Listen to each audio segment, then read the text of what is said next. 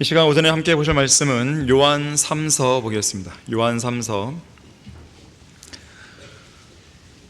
1장 11절, 12절 두 구절을 보도록 하겠습니다. 요한 3서 1장 11절, 12절입니다.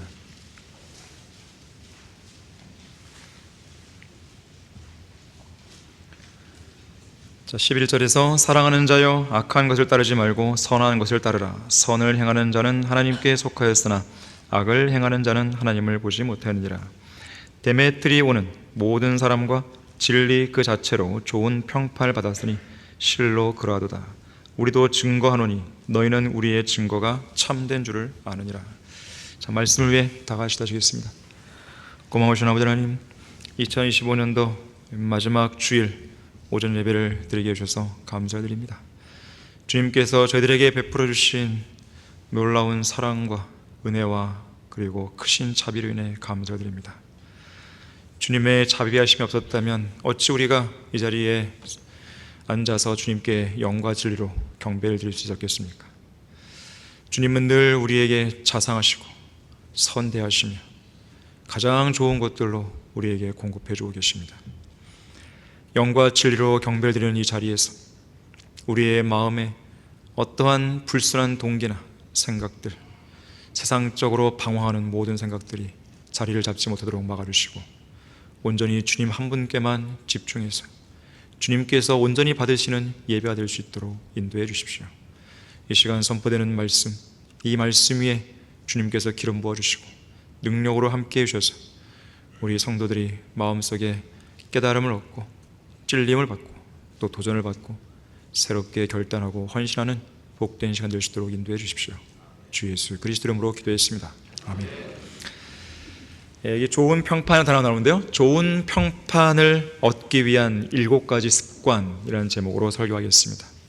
좋은 평판을 얻기 위해서 우리가 어떠한 것을 가려야 되는 것인가. 자, 평판, 사람들은 평판을 되게 중요시하죠. 사전적인 의미로 평판은 세상 사람들의 비평 또는 비평하여 옳고 그름을 판정하는 일, 이것을 평판이라고 그러죠. 그래서 평판은 나의 바람이나 나의 의지와는 상관이 없습니다. 나는 이런 평판을 얻고 싶어 한다고 해서 그 평판을 얻는 게 아니에요. 전적으로 다른 사람이 나에 대해 바라보면서 이러쿵저러쿵 비평하며 판정을 내리는 평가라고 할 수 있겠습니다. 그래서 어떤 작가는요, 이 평판을 가리켜서 뭐라고 표현하냐면 다른 사람이 써주는 나의 이력서다 그랬어요. 나의 이력서인데 내가 쓰는 게 아니고 다른 사람이 써주는 나의 이력서. 자, 평판은 짧은 시간에 만들어진 것이 아니고 한번 만들어지고 나면 바꾸기가 쉽지 않은 속성이 있죠. 그래서 그 사람이 지닌 어떤 능력보다 더 중요한 것은 평판입니다. 어떤 사람은 좋은 평판 때문에 힘차게 도약하는 반면 나쁜 평판으로 인해서 한없이 추락하는 사람도 있습니다. 18세기 고전주의 시대를 대표하는 오스트리아의 작곡가 요제프 하이드는 인생에서 가장 성취하기 어려운 것이 3가지라고 그러면서 이렇게 말합니다. 첫째, 좋은 평판을 얻는 것. 둘째, 살아있는 동안 좋은 평판을 계속 유지하는 것. 세 번째, 죽은 후에도 좋은 평판을 지닌 사람으로 기억되는 것. 이렇게 말했습니다. 미국 건국의 아버지죠, 벤자민 프랭클린. 벤자민 프랭클린은 젊은 시절 인쇄소를 운영하면서 이 평판의 가치를 배웠습니다. 평판이 얼마나 중요한지를 배운 것이죠. 벤자민 프랭클린은 말하기를 정직한 평판이 곧 신용이라는 자산이다 그랬어요. 정직한 평판이 신용이라는 자산이라고 그랬어요. 그래서 벤자민 프랭클린은요, 평소에 자신의 근면하고 정직한 모습을 보여주려고 남들이 다 잠든 새벽녘에 이 외바퀴 수레에다가 인쇄소에 필요한 종이들을 싣고 요란한 소리를 내며 거리를 지나 나타났다고 그래요.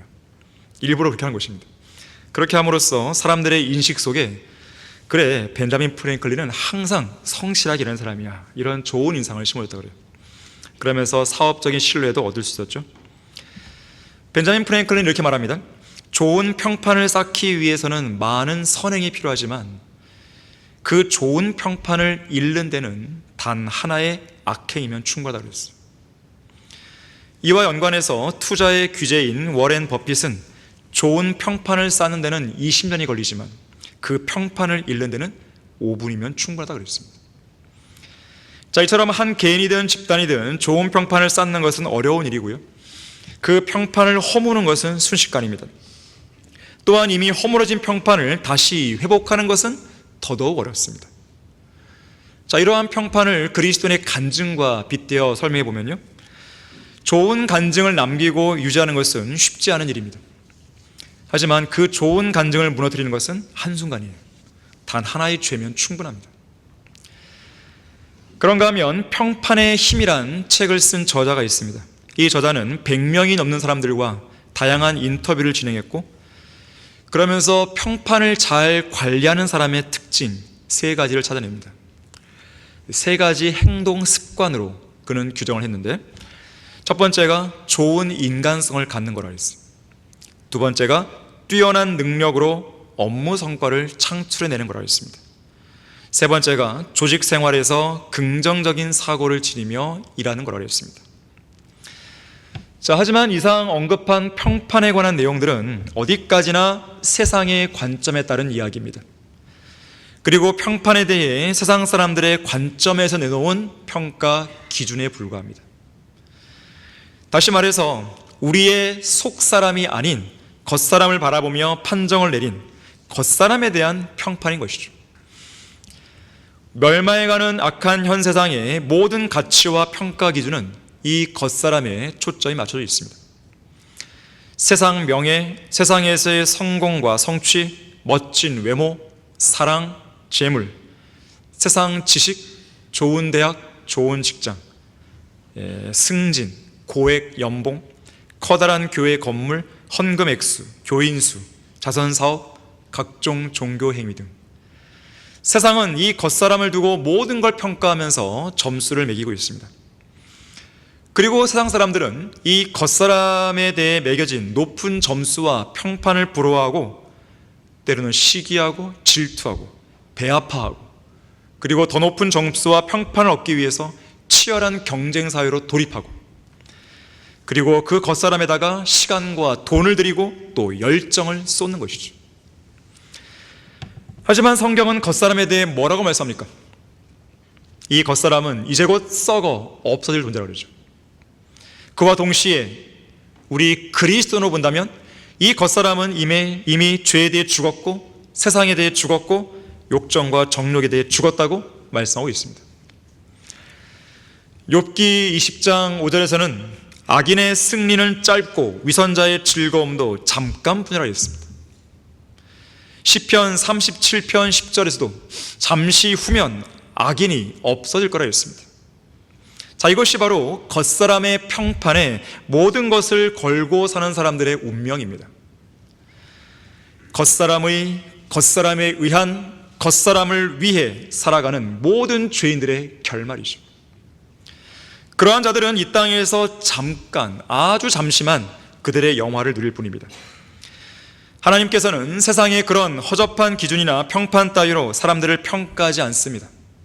왜냐하면 하나님의 주된 관심사는 우리의 속사람이기 때문에 그렇습니다. 우리는 결코 우리 겉사람에 대한 세상의 평가와 평판에 대해 일희일비할 필요가 없어요. 우리 겉사람에 대한 세상 평가가, 평판이 낮다고 해서 좌절하고 낙심할 이유도 없습니다. 우리가 세상에서 어떤 평판을 얻었는가는 우리에게 중요하지가 않습니다. 우리의 관심사는 하나님의 평가예요. 구원받은 우리 모든 성도의 시민권이 있는 저 하늘에서 우리가 지금 어떤 평판을 얻고 있는가가 매우 중요한 부분인 것이죠. 우리의 본향인 하늘나라에서 좋은 평판을 얻고 있습니까? 첫 번째로 성령으로 충만한 생활을 함으로써 훌륭한 평판을 들어야 됩니다. 우리 다 같이 사도행전 6장을 보겠습니다. 사도행전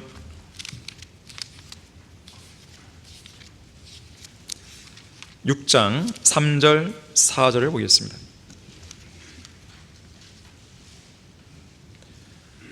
여기서는 평판과 관련해서 두 가지를 말하는데, 우선 첫 번째를 말하면요, 그러므로 형제들아, 너희 가운데에서 성령과 지혜로 충만하여 훌륭한 평판을 듣는 7사람을 찾아서 택하여 이 일을 맡기고 우리는 계속해서 기도하는 일과 말씀의 사역에 전념하리라고 하더라. 자, 성령으로 충만하여 훌륭한 평판을 들어야 되는 것이죠. 성령으로 거듭난 성도는 예수 그리스도의 피로 구원받는 순간 성령 하나님 전부를 소유하게 되죠.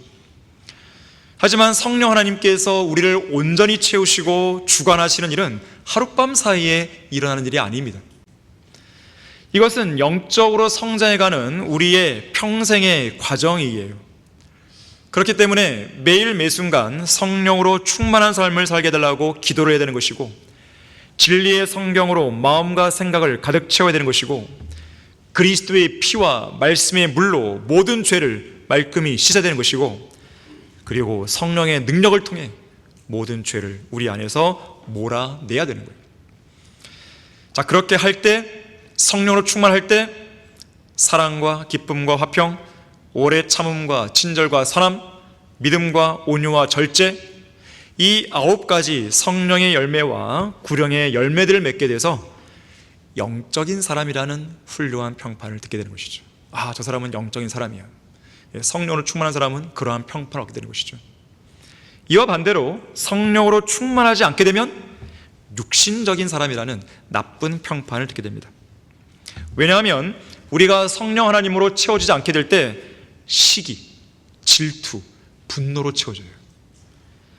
분열, 다툼으로 충만해집니다. 폭력, 혼란으로 채워져요. 교만, 멸시로 충만해지는 것이죠. 저주, 기만, 속임수, 거짓, 우상숭배, 탐심, 그리고 어두움으로 우리가 채워지는 거예요. 성령으로 채워지지 않으면, 러크만 목사님의 표현을 빌리자면 지옥의 독가스로 채워진다고 했어요. 지옥의 독가스.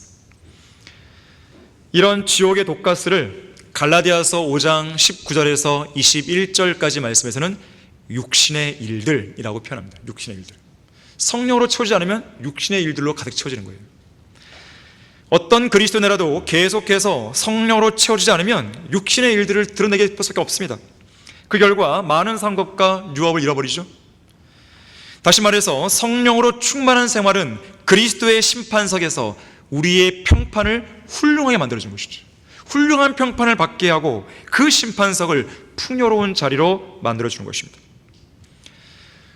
그런데 오늘날 마지막 배교한 교회 시대는 성령으로 충만한 그리스도인을 좀처럼 찾아보기가 어렵게 되었어요. 그래서 일종의 희귀종이에요. 희귀종. 성령으로 충만한 사람이 희귀종이에요. 가장 큰 이유는 어떻게 하면 성령으로 충만하지 않고도 성령의 열매를 아주 그럴듯하게 흉내내고 모방할 수 있는가를 배웠기 때문에 그렇습니다.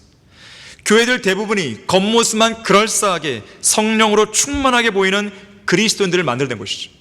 경건의 모양만 있고 경건의 능력은 전혀 없는 그런 쭉정이들로만 가득 채워버린 것입니다. 자, 그러다 보니까 현대 그리스도인들은 사회적으로는, 세상적으로는, 직장이나 학교에서는 꽤 괜찮은 평판을 듣기는 해도 주님을 위해서는 아무런 영향력도 발휘하지 못하는 거예요. 겉으로는 멋있는 군인 같아요. 하지만 실제 영적 전장에 투입되면 아무 일도 못하고 아무것도 싸우지 못하는 그런 오합지졸되는 것이죠. 예수님께서는 요한복음 7장 38절에서 나를 믿는 자는 그의 배에서 생수의 강들이 흐르리라 그랬습니다. 성령 하나님께서 흘러넘치는 거예요. 성령 하나님께서는 거듭난 그리스도인 안에서 그 사람을 가득 채울 뿐 아니라 밖으로 흘러넘쳐서 다른 사람도 그 생수를 맛볼 수 있을 만큼 채우시는 것이죠. 자, 그래서 성령으로 충만한 그리스도인은 세상 죄인들에게 강력한 영향력을 미칠 만큼 하나님의 유용한 도구로 쓰임받을 수 있습니다. 여러분이 비참하고 황량하고 온갖 육신적인 일들을 드러내는 그리스도인으로서의 평판을 듣고 싶지 않다면 성령 충만한 생활을 할 수 있어야 됩니다. 성령 하나님께서 여러분 안에 강력하게 역사하도록 여러분 자신을 온전히 내어주셔야 돼요. 내어드려야 됩니다. 여러분의 몸은 주님의 것이에요.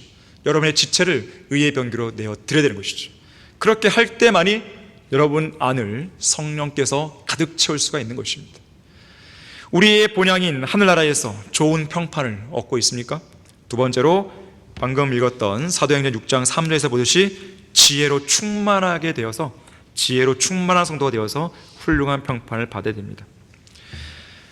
지혜롭고 현명한 결정과 그에 따른 행동은요, 훌륭한 평판으로 이어지기 마련입니다. 자연스러운 귀결이에요. 그래서 사람들은 지혜롭고 현명하게 처신하는 사람들을 신뢰하고 존경하며 따르는 경향이 있는 것이죠. 지혜롭고 현명한 왕, 그러면 우리는 솔로몬 왕을 뽑을 수 있죠. 전도서 2장 9절에 보니까 솔로몬 왕이 얻은 평판에 대해서요, 이렇게 말합니다. 나는 위대하였고, 솔로몬은 위대한 왕이었습니다. 예루살렘에 나보다 앞서 있었던 모든 사람들보다 더 창성하였으며 내 지혜도 여전히 내게 있었도다 그랬어요. 솔로몬은 위대한 왕으로서의 평판을 지녔습니다. 솔로몬의 위대함은 바닷가에 수많은 모래처럼 늘어난 이스라엘 백성들의 번성을 통해 드러났죠. 또한 유프라테스 강부터 이집트까지 주변 이방 민족들을 완전히 평정했던 영토 확장을 통해서 드러났죠. 심지어 솔로몬은 동방나라의 모든 자손과 이집트의 모든 지혜를 평정했죠. 잠언 3000편, 노래 1005편을 지었고 초목과 동물들에 대해서 자유롭게 논할 만큼 지혜와 지식이 뛰어났죠. 특히 솔로몬이 하나님의 명령에 따라 건축한 하나님의 성전은 이루 말할 수 없을 만큼 매우 위대했고 영화로웠습니다. 자, 그런데 여기서 우리가 반드시 유념할 점이 있습니다. 솔로몬의 이러한 위대한 평판은 어디에 시작된 것인가? 솔로몬이 하나님께 지혜를 구한 것에서 시작됐다는 거예요. 실제로 솔로몬은 기브온 산당으로 가서 놋 번제단에 1000번제를 드리고 하나님께 경배를 드리게 되는데, 바로 그날 밤에 하나님께서 나타나시죠. 그러면서 말씀하십니다. 내가 네게 줄 것을 구하라. 그때 솔로몬은 지혜와 지식을 간구했다고 역대기야 1장 7절을 말씀합니다. 이 기도를 하나님께서는 무척 기뻐하신 거예요. 무척 기뻐하신 거예요. 여러분들도 하나님께 지혜를 구해보세요. 하나님께서 기뻐하실 것입니다. 하나님은 그 기도에 응답하셔서 지혜와 지식만 준 것이 아니고 그와 더불어서 그가 간구하지 않았던 부귀, 재물, 영예까지 주신 거예요. 이와 관련해서 잠언 3장 16절은 이렇게 말씀하죠. 지혜의 오른손에는 장수가 있고 왼손에는 부귀와 명예가 있다 그랬습니다. 물론 솔로몬은 장수하지는 못했습니다. 왜냐하면 그 장수에는, 지혜가 장수를 갖고 오긴 하지만 그 장수에는 하나님의 말씀을 있는 그대로 따라야 되는, 그 계명대로 순종해야 되는 그런 조건이 달리거든요. 솔로몬은 후반부에 그렇게는 못했잖아요. 결국 솔로몬은 일찍 죽습니다. 다윗처럼 오래 살지 못해요. 어쨌든 우리도 하나님께 지혜를 간구하고, 특히 간구하되 위로부터 오는 지혜, 위로부터 오는 지혜로 우리의 마음을 가득 채워달라고 기도를 해야 됩니다. 야고보서 1장 5절에서는 말씀하죠. 지혜가 부족하면 모든 사람에게 아낌없이 주시고 꾸짖지 아니하시는 하나님께 구하라. 그러면 그분께서 주실 것이라고 했어요. 여러분에게 지혜가 필요하면 구하세요. 주님, 제가 이 말씀을 알고 싶습니다. 깨닫고 싶습니다. 저도 이 말씀을 잘 이해하고 싶습니다. 성경 어느 부분을 펼치더라도 저도 다 설명하고 싶습니다. 지혜를 구하세요. 지혜를 구하십시오. 야고보서 3장 17절 18절에서는 이러한 지혜에 대해서 이렇게 말하죠. 위로부터 오는 지혜는 첫째 순수하고, 위로부터 오는 지혜는 순수합니다. 그 다음은 화평하며 친절하고 양순하며 자비와 선한 열매들로 가득하고 편견이 없고 위선이 없나니. 잘 들으십시오. 의의 열매는 화평케 하는 자들의 화평 안에 뿌려진 것이라고 했습니다. 자, 위로부터 오는 지혜를 얻게 되면 의의 열매를 맺는 것이죠. 결국 이러한 지혜로 마음이 가득 채워진 현명한 성도들은 의의 열매를 맺는 위대한 구령자가 됩니다. 위대한 구령자가 되어서 많은 죄인들을 주 하나님께로 이겨오는 위대한 일을 하게 될 것입니다. 솔로몬은 그의 지혜로 위대한 왕이 되었다면 우리는 주님께서 명령하신 대로 열심히 복음을 전파해서 구령자가 됨으로써 위대한 사람이 될 수 있어야 되는 것이죠. 성경은 그런 현명한 사람, 그런 지혜로운 사람이 얻게 될 평판에 관해 이렇게 약속했습니다. 현명한 자들은 창공의 광명처럼 빛날 것이요, 많은 사람을 의로 돌이킨 자들은 별들처럼 영원 뭉토로 빛나리라. 대단한 평판 아니겠어요? 영원한 평판이에요. 영광스러운 평판입니다. 여러분이 이 땅에서 지혜롭고 현명한 구령자가 되면 하나님은 반드시 저 영혼에서 여러분이 얻게 될 영광스러운 평판을 보장해 주신 것이죠. 우리의 본향인 하늘나라에서 좋은 평판을 얻고 있습니까? 세 번째로, 하나님을 두려워하는 의인으로서 좋은 평판을 얻어야 됩니다. 하나님을 두려워하는 의인으로서. 사도행전 10장 22절을 보십시오. 사도행전 10장 22절을 보시면,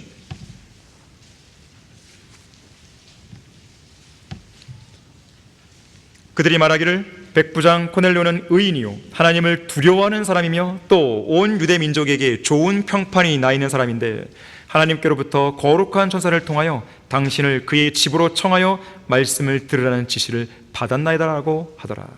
그래서 베드로가 코넬료를 만나러 가는 거 아니겠습니까? 그래서 코넬료는 베드로를 통해서 구원을 받는 거죠. 시편 112편 1절과 2절에서는 하나님을 두려워하는 의인이 받게 될 좋은 평판에 관해서 복을 받을 거라 했어요. 복을 받는다. 복받은 사람이라는 평판을 얻는 거예요. 하나님을 두려워하게 해보세요. 그럼 여러분은 복받은 사람이라는 평판을 얻는 거예요. 저 사람은 복받은 사람이야. 특히 받게 될 복 중에서 가장 큰 복이 뭔지 아십니까? 하나님의 자비입니다. 우리 다 같이 시편 103편 17절 18절을 보겠습니다.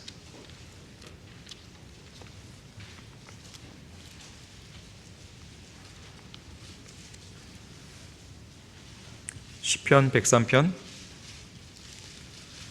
17절 18절을 보시면, 그러나 주의 자비는 그를 두려워하는 자들 위에 영원부터 영원까지 이르며 그의 의는 자자손손에까지 미치나니 즉 그의 언약을 지킨 자들과 그의 계명들을 기억하여 그것들을 행하는 자들에게로다. 인간을 위시해서 이 땅의 모든 피조물은 하나님의 자비하심이 없이는 단 한순간도 살 수 없습니다. 특히 하나님께서는 그분을 두려워하는 자들을 불쌍히 여기시고 기꺼이 받아주시죠. 성경은 하나님의 자비를 받은 사람들로 넘쳐나는 책입니다. 하나님의 풍성한 자비를 받은 사람들에 관한 풍성한 간증의 기록이 바로 성경이에요. 당연히 이러한 자비를 얻기 위해서는 하나님을 두려워하는 것이죠. 두려워해야 되는 것이죠. 러크만 목사님은 말했습니다. 우리는 진토로 돌아갈 진토이고 재로 돌아갈 재다. 우리는 누구나 흔들리다가 납작 엎드러져서 결코 다시는 일어나지 못할 수 있으며 우리가 사는 동안 언제든지 자칫 그렇게 되기 쉽다. 나는 30세도 안 된 사람이 심장 발작으로 죽은 수십 가지 사례를 알고 있다. 뇌졸중, 응혈, 심장병이 오늘 밤 해가 지기 전에 우리를 쓰러뜨릴 수 있으며 하나님께서도 이것을 알고 계신다. 따라서 자비와 동정을 베푸시기 위해 주님께서 요구하시는 것은 오직 그분을 두려워하는 것이다. 하나님을 두려워하는 사람의 참된 표식은 그분의 계명들을 지키는 것이다.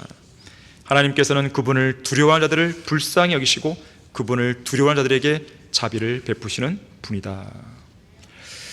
특히 앞서 읽은 시편 103편 17절에서는 주의 자비는 그를 두려워하는 자들 위해 영원부터 영원까지 나랬어요. 하지만 기억할 것은 하나님의 자비는 아무에게나 영원한 것이 아닙니다. 하나님께서 그분의 말씀을 지키시고 구원받은 죄인들에게 인자하심을 베푼다는 의미에서 자비가 영원한 것이죠. 구원받지 않은 불의한 죄인에게는 하나님의 자비가 영원히 지속되지 않습니다. 분명 하나님께서는 죄에 대해 심판하실 것인데 죄에 대한 심판에 관한 한 자비 없는 심판을 내리시는 분이에요. 그것에 대해 사람들이 하나님은 잔인한 분이시다 라고 비난한다고 해서 하나님께서 인간들과 타협하는 것인가? 그렇지 않습니다. 주님께서 그러한 비난과 평판을 듣기 싫어하신다 해서 주님께서 인간들과 타협하셔서 마땅히 내리셔야 할 공의로운 심판을 저버리신 것인가? 그렇지 않습니다. 그렇게 비난하는 사람들의 진짜 의도와 속내가 뭔지 아십니까? 적당히 하나님을 섬기면서도 적당히 죄를 짓고 살려는 데 있는 거예요. 그래서 자비를 계속 운운하는 것이죠. 하지만 하나님께서는 진노의 심판을 내릴 때까지 상당히 오랫동안 참으시고 인내하시며 자비를 베푸시는 것이죠. 그러나 영원히 베푸시는 건 아니에요. 반드시 그 끝이 있는 것입니다. 하나님의 인내를 실험해서는 안 되는 겁니다. 코넬료는 하나님을 두려워하는 의인으로서 좋은 평판을 지닌 사람이었는데, 그런 그에게 결국 베드로가 보내졌고, 베드로를 통해 전파된 복음으로 하나님의 자비를 얻게 되는 것이죠. 구원을 받는 것입니다. 결국 복받은 사람이라는 평판을 얻게 되는 것이에요. 우리의 본향인 하늘나라에서 좋은 평판을 얻고 있습니까? 네 번째로 하나님의 말씀에 따라 경건한 사람이 되어 좋은 평판을 얻어야 합니다. 경건한 사람. 사도행전 22장 12절에 보니까요, 이 아나니아라는 인물이 나오는데요, 그곳에는 아나니아라는 사람이 있었는데 율법에 따라 사는 경건한 사람으로 그곳에 사는 모든 유대인으로부터 좋은 평판을 받고 있었다라고 말씀합니다. 경건한 사람. 자, 예수 그리스도의 피로 구속받고 모든 죄로부터 깨끗하게 된 여러분은 경건한 사람입니까? 대답 안 하신 분들은 불경한 사람입니까? 자, 그렇다면 여러분은 경건에 이르기 위해서 여러분 자신을 훈련하고 있습니까? 경건의 훈련. 경건에 이르기 위해서 어떤 훈련을 하고 있고 또 얼마나 많은 그 훈련을 하고 있습니까? 저 하늘나라에서 좋은 평판을 얻는 경건한 그리스도인이 되기 위해 얼마나 큰 노력을 기울이고 있습니까? 그저 이 땅에서 좋은 평판 얻기 위해서 세상 사람들이 원하는 기준 하에서 아둥바둥 되는 건 아닙니까? 그래서는 안 되겠죠. 배교한 교회 시대에는 경건의 능력을 갖춘 진짜 성도를 찾아보기가 무척 어렵습니다. 안타까운 시대입니다. 그야말로 매끈하게 잘 차려입은 신사처럼 경건의 모양을 갖춘 사람은 많아요. 너무나 많습니다. 그들은 어디에 내놓아도 손색이 없을 만큼 외적으로는 아주 거룩하고 경건한 그리스도인처럼 보이는 것이죠. 하지만 그런 사람들에게는 어떠한 경건의 능력도 안 나타나요. 그리스도의 향기가 안 나는 거예요. 모양새는 그리스도인인데 그리스도의 향기가 안 나는 것이죠. 외적인 모양만 놓고 보면 천생 그리스도인인데 나타나는 열매나 능력으로 보게 되면 세상 사람들과 별반 다를 게 없어요. 입으로 내뱉는 말이며 몸으로 나타내는 행동 거지며 머릿속에 들어있는 가치관이며 어느 것 하나 그리스도로서의 간증을 찾아볼 수가 없습니다. 왜 이렇게 된 것인가? 하나님에게서가 아닌 세상 사람들에게 호감을 사려 했고 하나님이 아닌 세상으로부터 좋은 평판을 얻으려 했기 때문에 그렇습니다. 여러분들은 오늘을 기점으로 해서 다시 한번 마음을 염해야 돼요.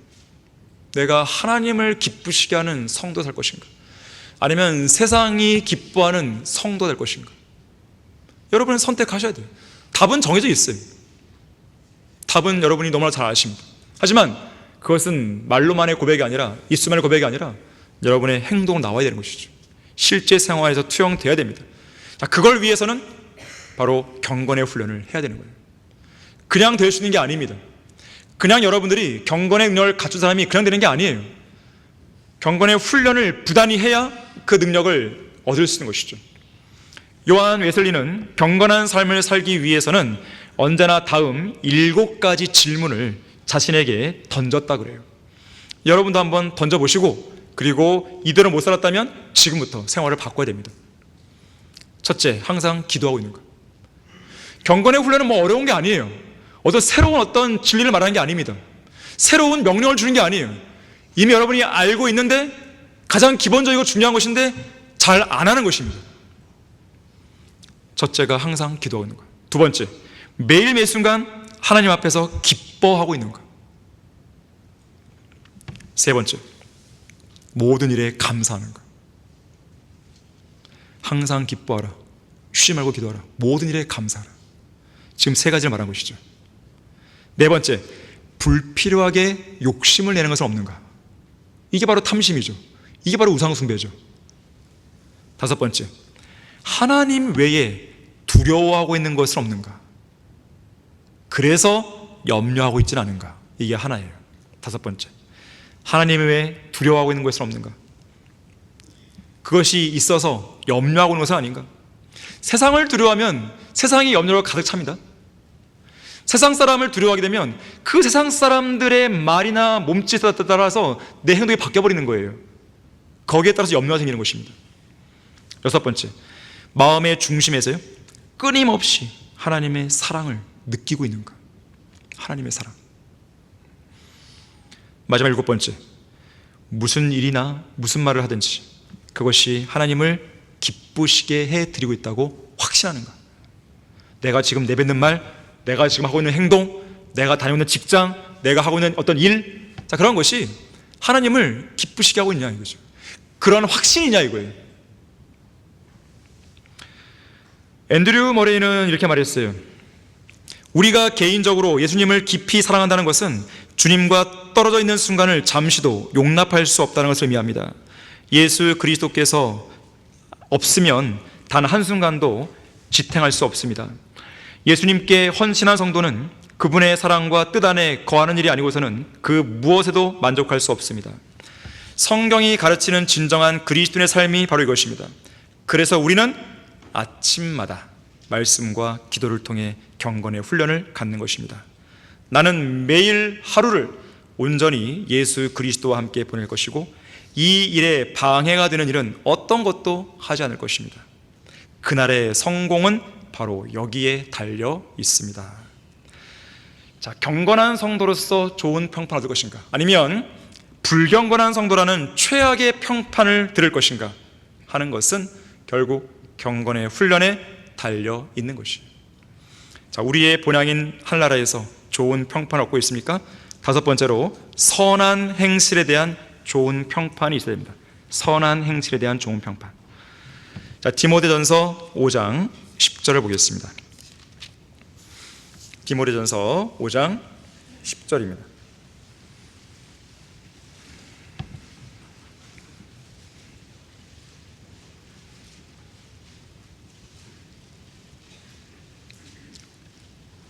선한 행실에 대한 좋은 평판이 있어야 하리니 곧 자녀를 양육하였거나 나그네들을 유숙하게 해줬거나 성도들의 발을 씻겼거나 고난에 처한 사람들을 구제하였거나 모든 선한 일을 열심히 조차 행한 사람이라야 되리라. 자, 선한 행실의 사례가 나오는데요, 자녀 양육도 선한 행실이죠. 나그네를 돌보는 일도 선한 행실이죠. 성도들을 향한 섬김, 선한 행실이죠. 또 구제, 선한 행실이죠. 사실 우리는 선한 일들을 하라고 창조된 존재들입니다. 에베소서 2장 10절에서 구원받은 성도를 가리켜서 그리스도 예수 안에서 선한 일들을 위하여 창조된 하나님의 작품 그랬어요. 또 디도서 2장 14절에 따르면 예수님께서 우리를 구속하신 목적이 뭐냐 봤을 때 선한 일에 열심을 내는, 선한 일에 열심을 내는 독특한 백성이 되게 하는 것에 있다고 했습니다. 자, 구원받은 성도들은 선한 행실을 해야 됩니다. 자, 여기 디모데전서 5장 10절에서 말씀하는 일들을 해야겠지만 가장 우리가 우선시해야 할 선한 일은 뭐냐면 복음을 전파하고 진리를 가르치고 양육하는 일입니다. 이것보다 선이 될 수 없어요. 다른 어떤 것이. 우리에게서 가장 선한 일은 바로 그것이에요. 단순히 누군가를 불쌍하게 도와주는 게 선한 일이 우리에게는 우선순위가 아니에요. 그런 뒤의 일이에요. 첫 번째는 복음을 전하는 겁니다. 진리를 가르치고 양육하는 거예요.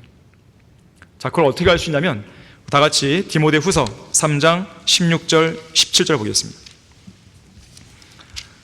디모데 후서 3장 16절 17절입니다.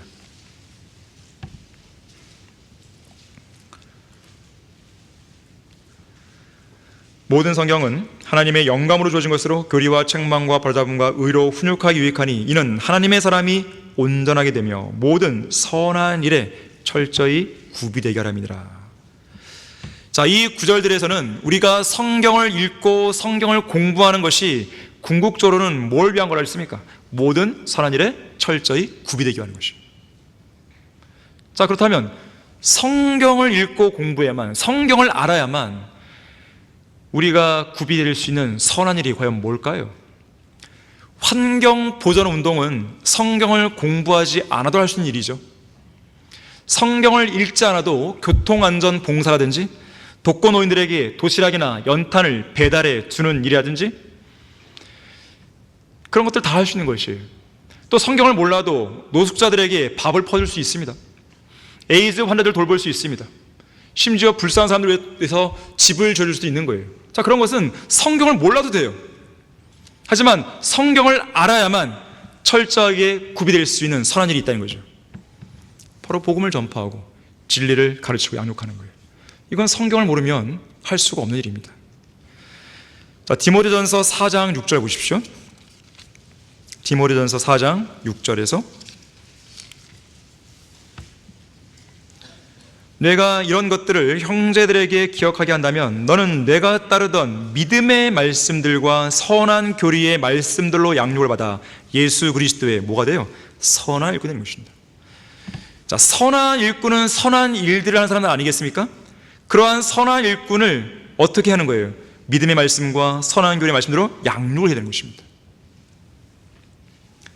에베소서 3장 7절과 골로새서 1장 23절, 에베소서 3장 7절과 골로새서 1장 23절에서는요 선한 일꾼을 가리켜서 복음의 일꾼이다 그럽니다. 복음의 일꾼, 복음의 일꾼, 복음을 증거하는 사람이죠. 자, 그래서 이상의 내용들을 정리해 보게 되면 예수 그리스도의 피로 구속받은 그리스도인들은 복음을 전파하고 진리의 말씀으로 가르칠 수 있다는 것인데요, 성경은 이 일들을 가리켜서 선한 일들이라고 정의하고 있는 것이죠.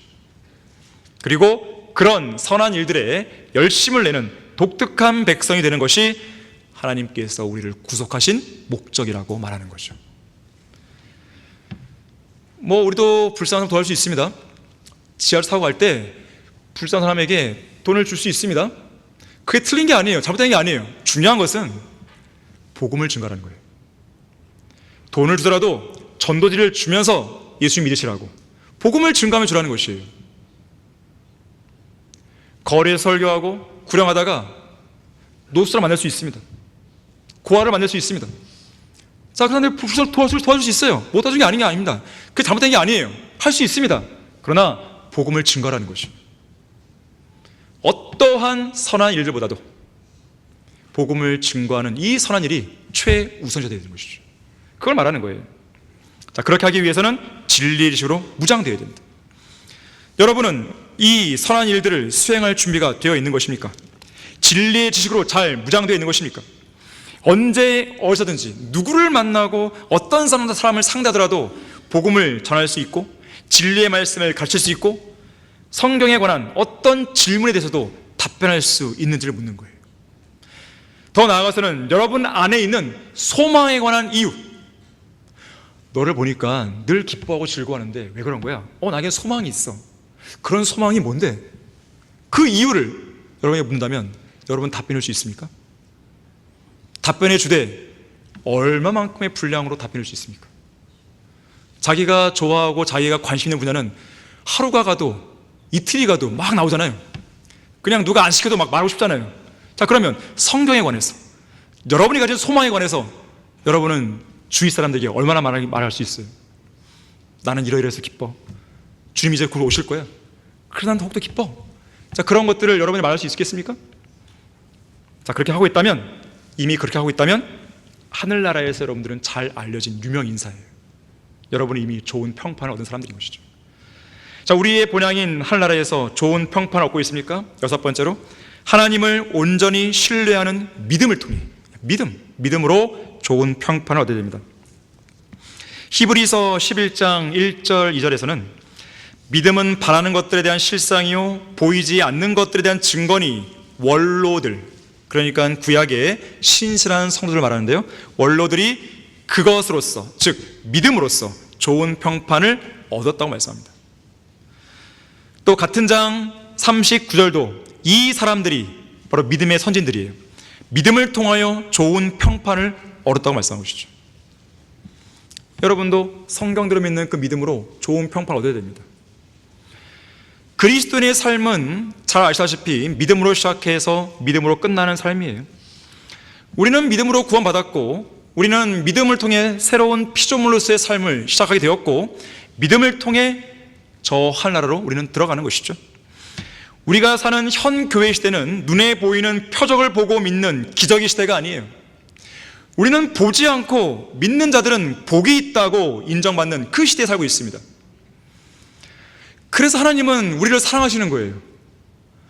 본 적도 없는데 정말 우리 믿잖아요.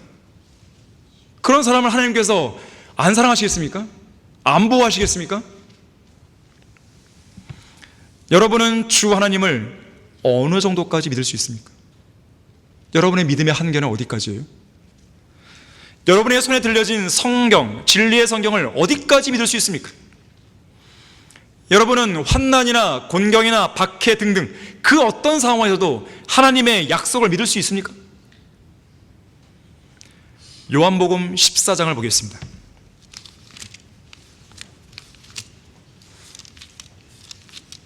우리 믿음에는 한계가 있으면 안 돼요. 믿음에는 유통기한이 없습니다.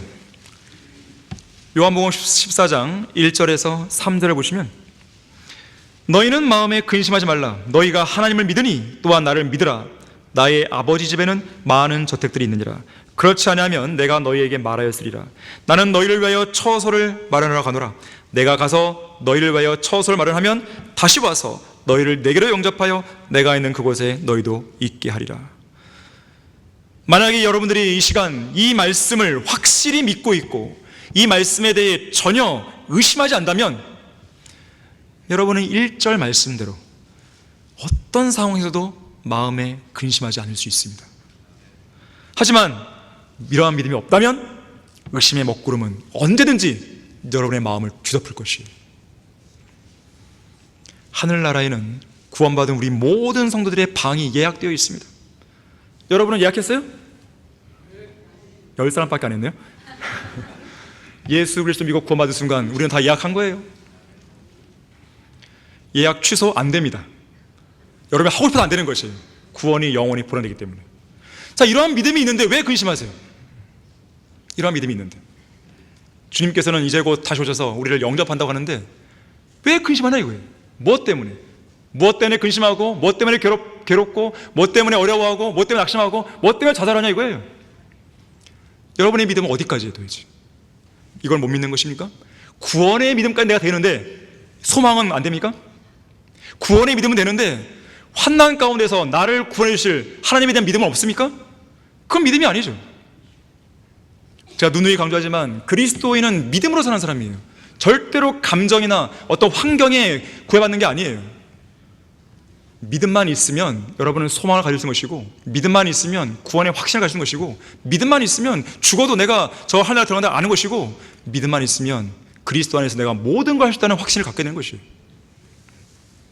자, 믿음이 있으면 여러분은 좋은 평판 얻는 거예요. 다른 평판 그냥 세상에 누구 주라 그래요. 그냥 여러분은 믿음 하나로 좋은 평판 얻는 것이죠. 특히 그 믿음은요, 누굴 기쁘시게 해요? 하나님을 기쁘시게 해요. 하나님. 세상을 기쁘게 해서 뭐 하려고 해요? 기쁘게 하면 월급 좀 올라가죠. 예, 그건 월급이 올라가는 게 있어요. 그건 여기서의 뿐이에요. 여기서뿐. 여러분 주님을 기쁘시게 해야 돼요. 우리의 본향인 하늘나라에서 좋은 평판 얻고 있습니까? 마지막 7번째로 오늘 설교 본문에 나온 대로 진리 그 자체로 좋은 평판을 얻어야 됩니다. 요한 3서 1장 12절에서 데메트리오라는 인물을 제시하죠. 데메트리오는 모든 사람과 진리 그 자체로 좋은 평판을 받았으니 실로 그러도다. 우리도 증거하노니 너희는 우리의 증거가 참된 줄 아느니라. 데메트리오가 진리 그 자체로 좋은 평판을 받은 것은 사도 요한도 증거하는 바입니다. 여러 증인들이 있는 거예요. 증인들이. 이 좋은 평판을, 이 평판이라는 단어가 영어로 reputation도 쓰지만 성경에서는 리포트란 말을 자주 써요. 리포트, R-E-P-O-R-T, 리포트. 좋은 평판, good report. 리포트, 일종의 보고, 일종의 기록, 일종의 좋은 보고서죠. good report. 훌륭한 보고서예요. 훌륭한 보고서에는 좋은 점수가 매겨지기 마련입니다. 여러분은 진리의 말씀을 올바로 나누어 자신이 하나님 앞에 부끄럽지 않은 일꾼으로 인정받도록 부지런히 공부했습니까? 그렇다면 진리 그 자체로 좋은 평판을 얻을 수 있는 거예요. 하나님께서는 모든 사람이 구원을 받고 진리의 지식에 이르기를 원하시는데 여러분은 진리의 지식에 이르기 위해서 최선을 다했습니까? 자, 그렇다면 좋은 평판을 얻는 거예요. 진리 그 자체로. 베드로후서 3장 18절에서는 예수 그리스도라는 지식 안에서 자라가라고 말씀하는데, 여러분은 진리의 지식 안에서 꾸준한 성장을 보이고 있습니까? 그렇다면 여러분은 진리 그 자체로 좋은 평판을 얻은 것입니다. 여러분이 알고 있는 진리는 무엇이에요? 여러분은 진리이신 예수님에 대해서 얼마나 많이 알고 있습니까? 여러분이 성경을 통해 깨달은 진리를 보고서로 작성한다면 여러분은 과연 몇 페이지나 쓸 수 있겠습니까? 여러분에게 하나님께서 성경에 대해 아는 걸 다 쓰세요 라고 시험 냈어요. 어떻게 쓰겠습니까? 몇 줄 쓰겠습니까?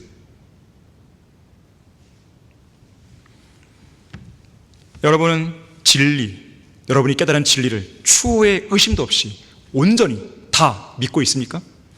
그리고 믿고 있는 그 진리를 온전히 실행으로 옮기고 있습니까? 진리의 말씀대로 온전히 살았습니까? 저 하늘나라에서는 지금도 진리 그 자체와 관련하여 여러분을 향한 평가가 매겨지고 있습니다. 하나님께서 우리에게 진리의 성경을 주신 것은 이 말씀에 순종하고 실행하라고 주신 것이지 그저 읽고 듣고 끝내라고 주신 책이 아니에요. 성경 침례교회는 세상에 있는 여러 잡다한 교회들 가운데 한 교회가 아닙니다. 우리 교회를 위시해서 전국에 있는 17개의 성경 침례교회는 한글로 바르게 보존된, 하나님께서 승인하시고 그 권위를 인정하신 한글 킹제임스 성경 위에 세워진 교회들로서 이 땅에서 성경대로 믿고 실행하는 유일한 교회들입니다. 진리의 말씀을 제대로 배울 수 있는 가장 권위 있는 전당이요 최정의 군사들로 구성된 군사 집결지인 것이죠. 여러분은 이 교회에서 진리의 말씀을 통해 배운 대로 전파하시고 배운 대로 실행해야 됩니다. 배운 대로 하지 않는 사람들이 꼭 말썽을 일으키죠. 그리고 세상으로 나가 하나님의 사역을 흉내내는 것입니다. 그들은 한글 킹제임스 성경을 흉내내고 있고 성경대로 믿는 교회이자 목사처럼 흉내내고 있는 것이죠. 여러분은 그런 짝퉁 교회, 짝퉁 목사, 짝퉁 성도가 되어서는 안 됩니다. 그러한 자들은 하나님께서 부르시지도 않았고 쓰시지도 않는 무자격자들인 것이죠. 우리를 선두에서 진두지휘하시고 이끄시며 인도하시는 분은 우리를 죄에서 구속하신 예수 그리스도십니다. 바로 그분께서 그분을 두려워하는 우리 모두에게 진리의 깃발을 주신 것이에요. 왜 주셨을까요? 깃발을 높이 들라고 주신 것이죠. 주님으로부터 어떤 명령이 떨어지든 간에 그 진리의 깃발을 높이 들고 달려나가 그 명령에 순종하라고 진리의 깃발을 주신 것입니다. 여러분이 그렇게 하게 되면 여러분은 진리에 관한 좋은 평판을 얻을 수 있게 되는 것이죠. 결론을 맺겠습니다. 2025년 한 해가 저물어가고 한 해의 결산을 봐야 하는 시점이 다가오고 있습니다. 이처럼 우리의 인생 역시나 마지막 결산을 봐야 할 그리스도의 심판석이 다가오고 있습니다. 그날이 오면 우리의 평판에 관해 작성된 보고서가 공개적으로 게시될 것입니다. 어떤 성도는 좋은 평판에 따른 좋은 점수가 매겨질 것이고 어떤 성도는 나쁜 평판에 따른 나쁜 점수가 채점될 것입니다. 우리 각자가 받게 될 영광의 무게가 하나님의 공정한 저울 위에서 측정될 때 무척 부끄럽고 두렵고 떨리는 마음으로 두 눈에서는 하염없이 흘러내리는 눈물을 훔치면서 꿀먹은 벙어리처럼 서 있을 성도가 한둘이 아닐 것입니다. 성도들 대부분에게는 그리스도의 심판석이 상당히 불편한 자리가 될 것이에요. 그리스도의 심판석에서 상급과 유업을 잃어버릴 사람들이 허다할 것입니다. 저는 저 자신을 위시해서 잘했다 신실한 종아라고 칭찬받는 성도들이 많기를 기도할 뿐입니다. 여러분 중에는 빈손으로 셋째 하늘에 들어가는 사람이 없길 바랍니다. 언제가 인용했지만 럭화 목사님은 자신의 저서 20세기 순회 설교자의 회고록 제일 마지막 장, 마지막 페이지에서 이렇게 고백해요. 어두운 밤이 오고 추수의 황혼이 지나간다. 지치고 힘들어도 추수꾼들은 자기 수확을 지고 가야 한다. 추수의 주인이시여 마지막 일꾼으로 저를 써주소서. 그러나 저의 수확은 너무 작아 저의 마음이 짓눌리나이다. 아무리 수고하고 늦게까지 일해서도 저의 수확은 보잘것없나이다. 주님, 알곡보다 쭉정이가 더 많은 저의 수확을 보시옵소서. 결국 나는 저녁 이슬처럼 보잘것없는 수확을 보면서 주님의 발 앞에 엎드려 한없이 울었다. 그러나 주님의 한없는 사랑을 알고 있으니 힘과 소망을 새롭게 하자.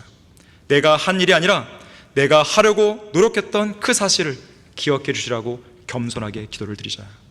비록 작고 보잘것없는 수확일지라도 자비로우신 하나님께서는 나의 수확을 받으시리라. 아멘, 아멘. 이 시간 주님께서는 내 하나님을 만날 준비를 하라고 말씀하십니다. 여러분은 준비되어 있습니까? 여러분 모두의 권투를 빌겠습니다. 다 같이 기도하시겠습니다.